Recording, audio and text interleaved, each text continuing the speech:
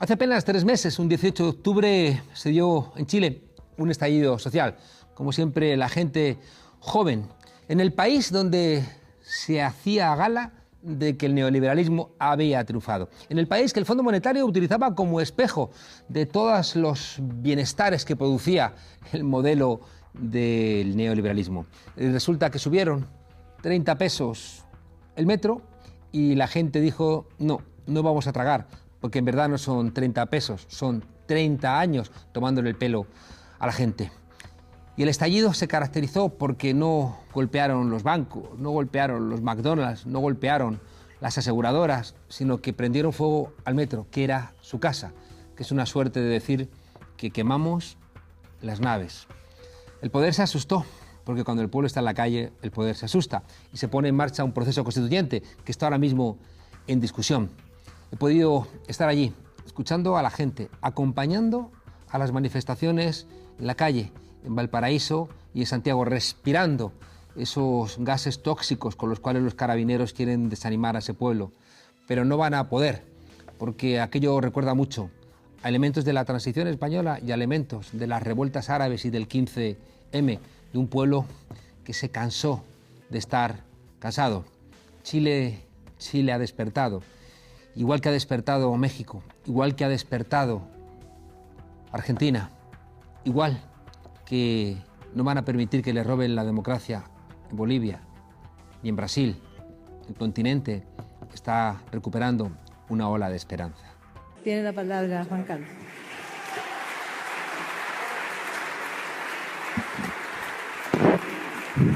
Buenas tardes. Qué lujo estar aquí con ustedes. Lo primero, mandarles un saludo a todos ustedes de Pablo Iglesias, fundador de Podemos, vicepresidente segundo de España y, aparte de fundador de Podemos y vicepresidente segundo de España, una persona que cuando estábamos en las elecciones y cuando estábamos negociando el Gobierno de España se emocionó viendo al pueblo de Chile en las calles diciendo el pueblo unido jamás será vencido. Y también un saludo de Irene Montero, ministra de Igualdad, la primera ministra de Igualdad que hemos tenido en España desde la izquierda del Partido Socialista, en un ministerio de Igualdad. Y una mujer, déjenme decirlo, porque sé que ella lo va a agradecer, una mujer que se formó aquí, en Chile, y que cuando estábamos negociando el gobierno y vio a ustedes en la calle diciendo el pueblo unido jamás será vencido, lloró de emoción por la fuerza de este pueblo. En la noche de las dictaduras, y créanme que en España y en Europa sabemos mucho de dictaduras, los derechos humanos son un faro. Son un candil que nunca se apaga, que nos orienta. Hay una frase que para mí es esencial en mi trabajo intelectual y en mi trabajo político. Es una frase de Antonio Gramsci, que decía que al pesimismo de la inteligencia hay que oponerle el optimismo de la voluntad. En las noches oscuras, el pesimismo de la inteligencia nos conduce a callejones sin salida, donde parece que no se puede hacer nada. Sin embargo, el optimismo de la voluntad es el que nos hace ponernos en marcha. Y para mí, los derechos humanos, fíjense ustedes, tienen mucho que ver, pese a ser un producto de la razón, tienen mucho que ver con este optimismo de la voluntad. ¿Saben por qué? Porque los derechos humanos tienen que ver con que cualquiera de nosotros, con que cualquier ser humano es irrepetible. Cualquiera de nosotros somos irrepetibles y por eso somos sujetos de dignidad. Miren, pese a lo que nos dicen las antropologías neoliberales, que nos educan desde niños a competir, lo que nos dice realmente la antropología es que hemos llegado aquí cooperando. Durante 100.000 años al menos hemos estado cooperando cuando estábamos por las sabanas, por los altiplanos, cuando éramos nómadas. Y hemos llegado hasta aquí por la capacidad de reconocernos los unos a los otros. Fíjense ustedes que frente a ese planteamiento de que tenemos que competir constantemente, de que esto es un mercado, de que tenemos que ser empresarios de nosotros mismos para competir unos contra otros. Lo que nos dice la dignidad, si miran ustedes el diccionario de María Moliner, dice que la dignidad es la cualidad de no dejarte humillar y de no humillar tampoco a los demás. Recuerdo leer, siendo joven, en las primeras elecciones en España, en la Segunda República, un cacique que estaba repartiendo unos dineros a los jornaleros para que les votasen en aquellas primeras elecciones. Y uno de los jornaleros le tiró el dinero y le dijo: en mi hambre mando yo. Esta idea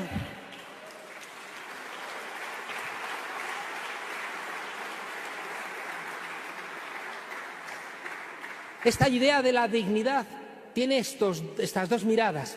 La mirada, fíjense ustedes, del que no se deja humillar, pero tampoco del que humilla a los demás.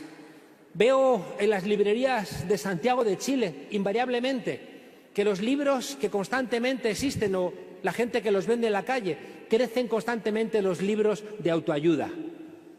Y déjenme decirles algo que tiene mucho que ver con los derechos humanos. La única autoayuda que funciona es la autoayuda colectiva, y la autoayuda colectiva se llama política. Política.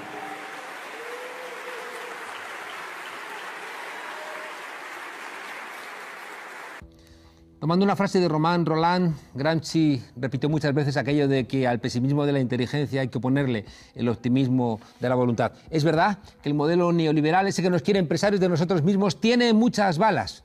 La bala de la fragmentación, la bala de la resignación, la bala del miedo y la bala de la confusión. Balas que necesitamos parar, desviar, para que ese 20% de privilegiados no nos roben nuestros países. Los enemigos de la democracia tienen 4 balas. La primera bala que tienen es la más evidente, la que más choca contra los derechos humanos porque es muy visual. Son las balas de verdad que producen miedo. Pero ellos no saben algo, que los casi 50 muertos que han dejado en las calles de Chile, que esos centenares que han perdido la visión, sin embargo, han multiplicado la mirada de este pueblo. Esa gente que ha sido asesinada nos ha devuelto la obligación con la vida. Esos cuerpos que han sido violados nos han contado que hemos sido violados todos y todas. Y creo que es muy importante entender que esas balas del miedo que suelen utilizar no les funcionan. Y por eso, fíjense ustedes, constantemente cuando se pone en marcha la maquinaria del miedo, cada vez la aumentan más y más y más porque no les basta. Al lado de la construcción del miedo con las balas está la construcción del miedo con la incertidumbre. Y esta es más problemática porque no la vemos. Y la incertidumbre golpea a los derechos humanos. La incertidumbre es la construcción en la cabeza de nuestros compatriotas de una idea de miedo, que no necesita balas, pero lo que necesita es construir un discurso que amenaza a la gente. Ahora me río en España con mis compañeros, pero hace apenas 4 años recuerdo en una reunión que una señora me dice: bueno, ya que está usted aquí, voy a preguntarle, ¿es verdad que si gobiernan ustedes los de Podemos van a abolir la Navidad? Yo recuerdo que le dije: mire, señora, mientras que el niño Jesús siga demostrando buen comportamiento, no está en nuestras ideas hacer tamaña cosa.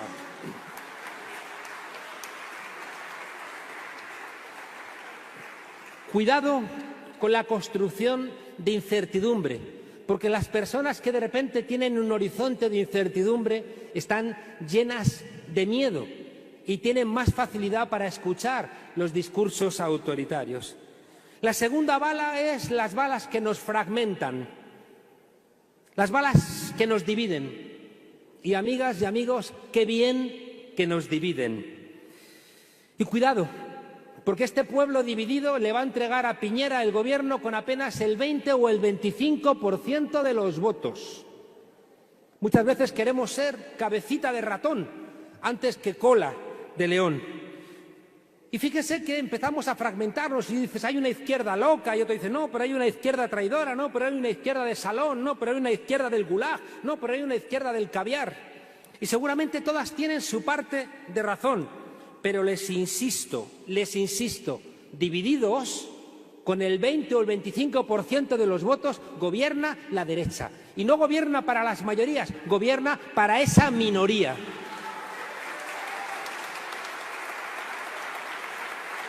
A veces aprendemos y nos unimos. Nos unimos cuando el riesgo es alto.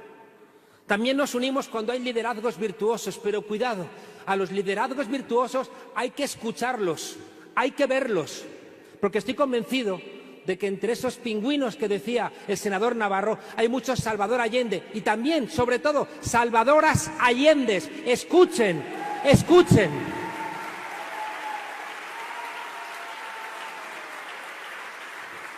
Nos unimos, a veces tarde, a veces nos unimos cuando los argumentos, y por eso necesitamos argumentos, nos unimos cuando los argumentos para unirnos son más fuertes que los argumentos para estar separados.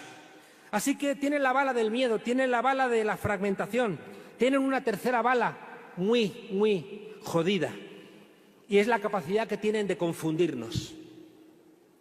¿Cómo me parte el corazón? No van a ver ustedes nunca a ninguna derecha, ni a la derecha española, ni a la derecha francesa, ni a la derecha chilena, confundirse con sus intereses en Venezuela, en Ecuador, en Bolivia. Y en cambio, las izquierdas del continente compran los argumentos. El juez Moro, un juez de segunda, mete en la cárcel a Lula, que le sacaba 20 puntos de distancia a Bolsonaro.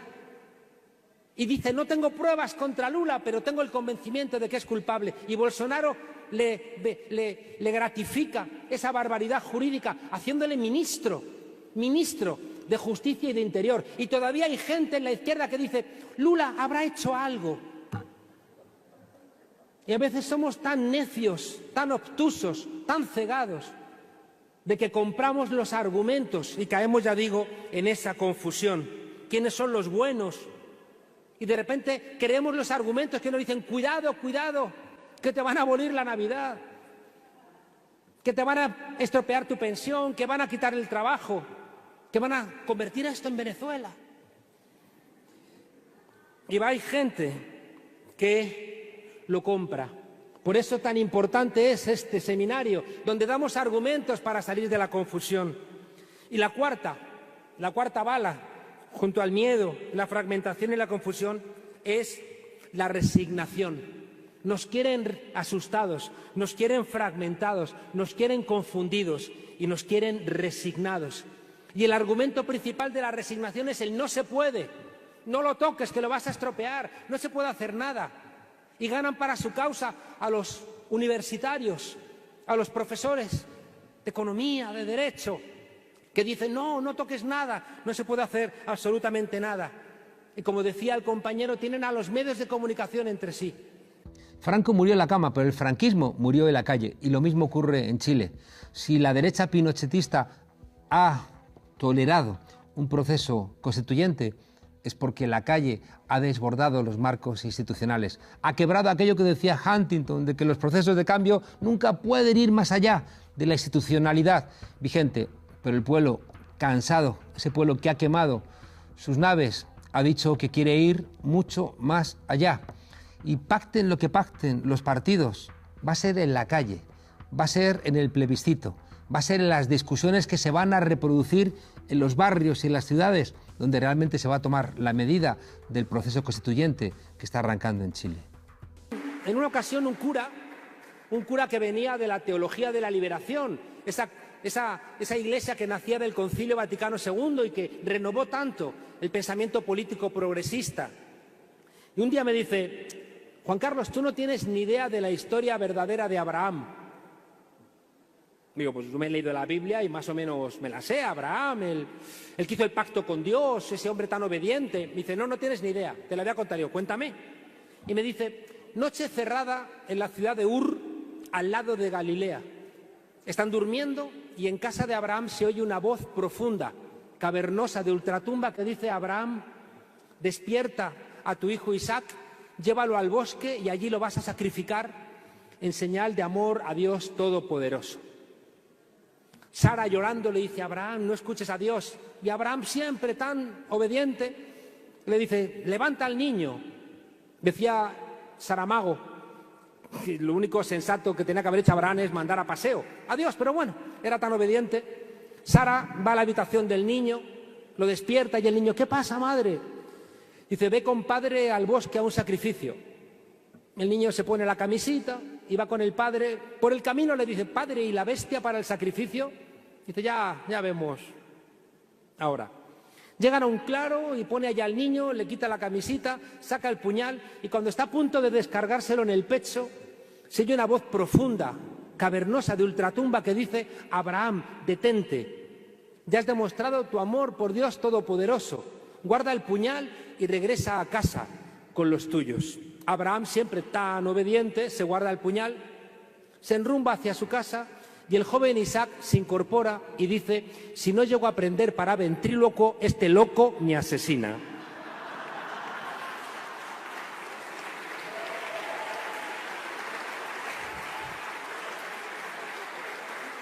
Esta historia se la cuento para decirles que tenemos que atrevernos muchas veces a ser desobedientes. Y es curioso que en la propia defensa de los derechos humanos a menudo hay que ejercer la desobediencia. La desobediencia para no tener miedo, para no estar fragmentados, para no estar confundidos y para no estar resignados. Termino. Miren, cuando nació en España Podemos, teníamos frases que hoy las miro y las miro con más prudencia. Decíamos cuando nació Podemos: el miedo tiene que cambiar de bando. Y decíamos: si no nos dejáis soñar, no os dejaremos dormir. Y son frases que a mí me gustan. Pero fíjense ustedes, y esto es casi lo más importante que puedo compartir con ustedes. Nosotros nacemos de un movimiento que se parece a lo que he visto en las calles de este país. El movimiento del 15M fue un movimiento que se echó a las calles porque los partidos no daban respuesta. ¿Y saben ustedes qué hicimos en las calles? El 15M, el movimiento indignado, hizo dos cosas que creo que son las dos grandes asignaturas pendientes, que tienen tanto que ver con los derechos humanos porque tienen que ver con la democracia. El 15M en las calles, porque no había partidos políticos bajando línea, porque nos obligamos a discutir horizontalmente, logró la magia de politizar a mi pueblo. El 15M no traía respuestas, traía preguntas. ¿Por qué no me representas? ¿Por qué me tratas como una mercancía? Y esas preguntas politizaron al pueblo español. ¿Y saben qué pasó cuando el pueblo español se politizó? Que construyó un relato alternativo, un relato sin miedo, sin fragmentación, un relato sin resignación, un relato que no estaba confundido. Y déjenme decirles a ustedes una cosa muy importante, muy importante. Pudimos construir ese relato alternativo porque no había violencia en España. El movimiento indignado nunca hubiera existido si ETA hubiera seguido matando. Les diría que es prácticamente imposible, y lo he visto en América Latina, que la izquierda gane elecciones si hay violencia. He visto en muchos lugares que era el poder de la derecha el que ejercía la violencia para atribuírsela a la izquierda, para asustar y que no hubiera transformaciones. Cuidado con la violencia, porque no es verdad que la violencia ilumine ni alumbre. La violencia suele ser la gran excusa del poder para generar miedo y evitar las transformaciones. En España el 15M, igual que las primaveras árabes, convirtieron a nuestro país en una escuela de ciudadanía. La gente se politizó en el debate y construyó un relato diferente. Y ahí es donde salieron las propuestas de un proceso constituyente que después asumiría Podemos. En Chile ocurre lo mismo. La gente todos los viernes se ha convocado a confrontar al sistema. Los carabineros quieren silenciarles con violencia, con gas pimienta, pero las palabras van a romper todas las cárceles. porque la desobediencia que está teniendo lugar en Chile va a generar un proceso deliberativo que va a hacer cierto aquello de que siempre, siempre, la antesala de una revolución siempre es una gran conversación.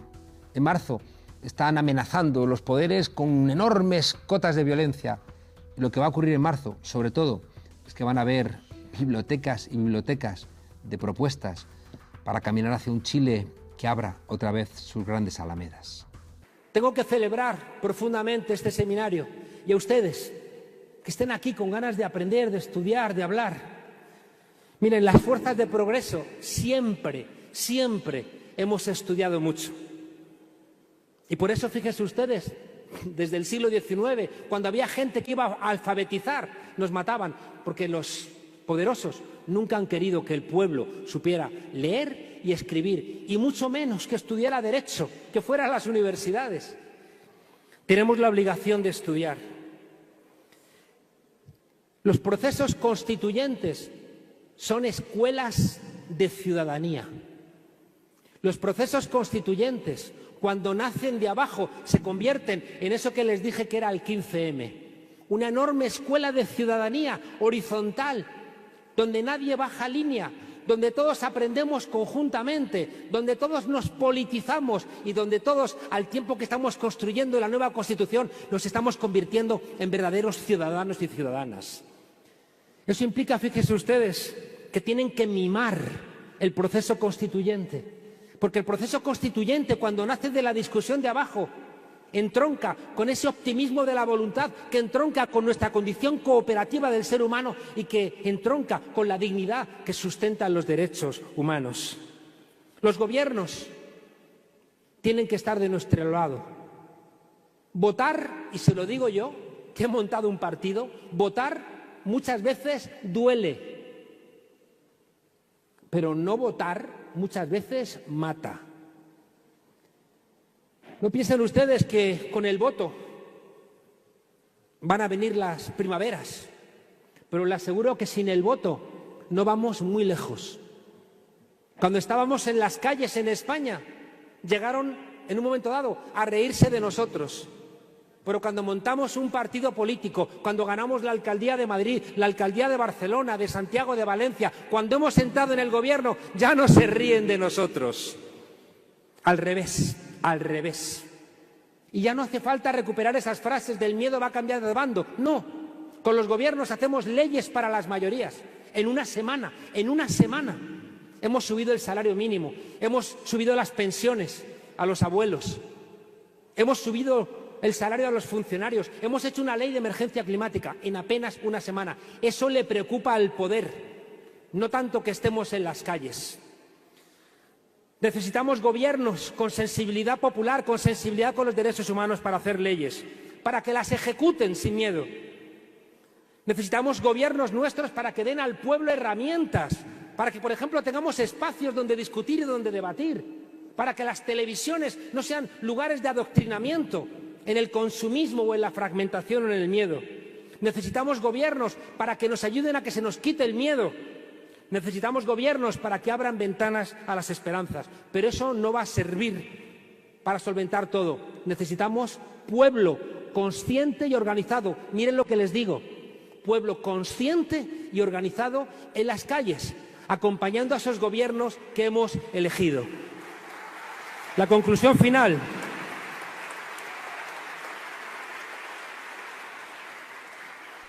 La conclusión final es que si nos quitamos el miedo, si no nos dejamos fragmentar, si no nos dejamos confundir y no nos dejamos resignar, nos crecerá la conciencia. Y decía Bertolt Brecht que solamente los pueblos con conciencia son los pueblos que tienen esperanza. Adelante, que sí se puede.